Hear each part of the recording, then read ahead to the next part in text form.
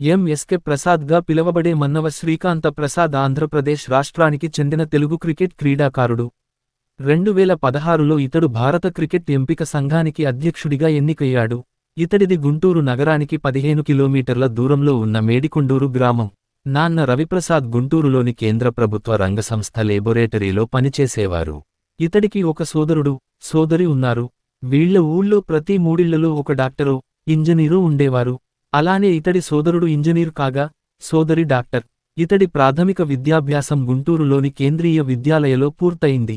Graduation Hindu కళాశాలలో చేశాడు. పాఠశాల దశలోనే క్రికెట్పై ఆసక్తి కలిగింది. ఇంట్లో కూడా ప్రోత్సాహం లభించడంతో గుంటూరు వచ్చి పోలీసు పరేడ్ గ్రౌండ్స్లో గంటల తరబడి ప్రాక్టీసు చేసేవాడు.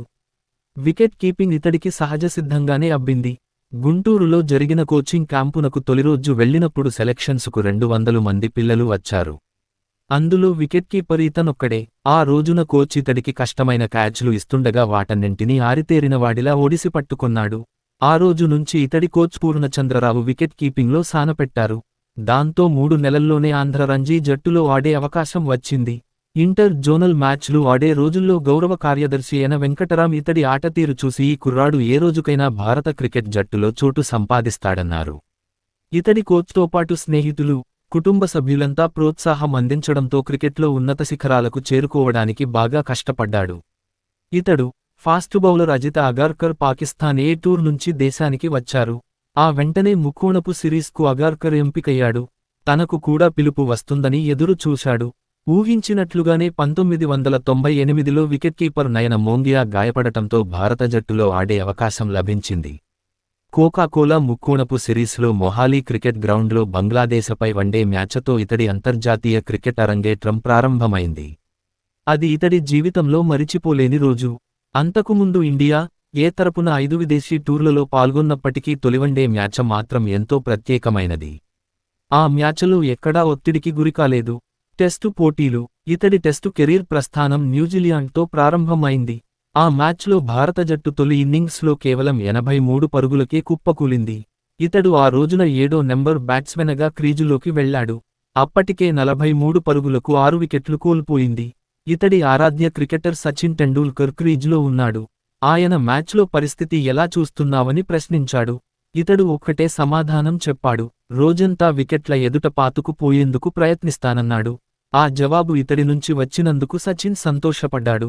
అయితే కొద్దిసేపటికే సచిన్ అవుట్ కాగా ఆ తర్వాత శ్రీనాథ్, టెయిల్ ఎండర్లు క్యూ కట్టారు. దాంతో 16 పరుగులతో నాటౌట్గా మిగిలిపోయాడు. క్రీడా విరమణ. ఆస్ట్రేలియా టూర్కు వెళ్లేటప్పుడు కౌలాలంపూర్లో సామాను తీసుకుని వెళుతుండగా అది ఇతడి మోకాలుకు కొట్టుకొన్నది. దానిని ఇతడు తేలికగా తీసుకున్నాడు. తీరా ఆస్ట్రేలియా వెళ్లాక చూస్తే నడవలేని పరిస్థితి. బాగా వాపు రావడంతో జట్టు ఫిజియో ఇతడిని ఆస్పత్రికి తీసుకెళ్లి చికిత్స చేయించారు. దాంతో నయన్ మోంగియాను అప్పటికప్పుడు పిలిపించారు. ఆ తర్వాత వన్డే జట్టులో ఇతడు ఉంటానని ఆశించాడు. అయితే ఇతడిని జట్టు నుంచి తొలగించినట్లుగా కెప్టెన్ చెప్పడంతో షాక్కు గురయ్యాడు. టెస్టు జట్టులో స్థానం కోల్పోయిన తర్వాత 5 ఏళ్లపాటు ఆంధ్ర రంజీ జట్టులో ఆడాడు. మళ్లీ జట్టులో స్థానం పొందుతానని ఆశించాడు.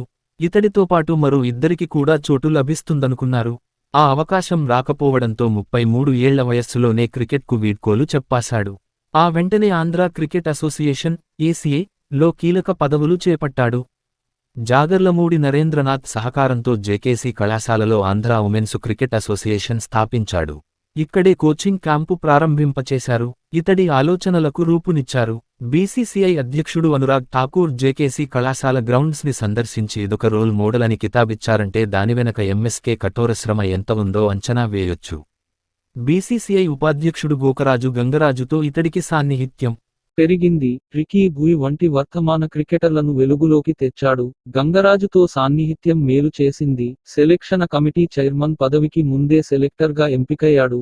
ఏదో ఒక రోజు సెలెక్షన్ కమిటీ చైర్మన్ పదవి వస్తుందని ఆశించారు. అయితే ఇతడి కంటే సీనియర్ క్రికెటర్లు ఉన్నప్పటికీ 2016 సెప్టెంబరులో ఇతడిని బీసీసీఐ సెలెక్షన్ కమిటీ చైర్మన్గా నియమించింది.